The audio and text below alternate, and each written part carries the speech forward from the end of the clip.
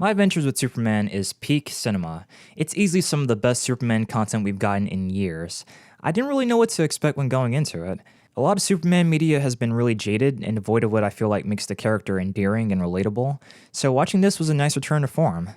It tells the story of a younger Clark Kent getting his start at the Daily Bugle and coming to terms with his abilities. I think the strongest aspect of the series is the relationship with the main trio, Clark, Lois, and Jimmy Olsen. You start to care about these characters and really get invested in the struggles they go through. Scenes involving Clark and Lois's growing romance are really wholesome and I think are some of the highlights of the season. That said, the animation itself is also praiseworthy. It's really fluid during the more intense action scenes, and the characters are pretty emotive when the moments call for it, which is no surprise since the show is animated by Studio Mir, the same people behind Korra, Kipo, and most recent iteration of Voltron. It's a blessing, and a curse, which I'll get more into why later. It has a similar plot structure to Monster of the Week shows with an overarching plot. The overarching plot of Season 1 involves Clark finding his place in the world, all while General Lane and Amanda Waller seek to incriminate and condemn him, which leads them to establish Task Force X.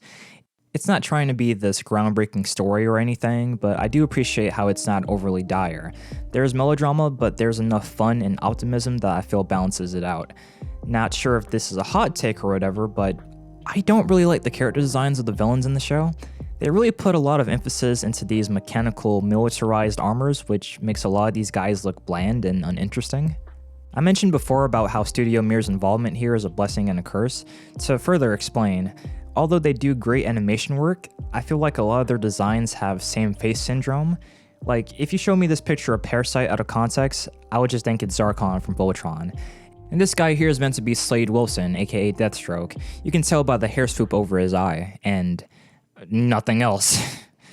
They introduced the concept of the multiverse around episode 7 with Mythix, or however you pronounce his name, in the League of Lois's, and I felt this was really misplaced within the overall season as a whole.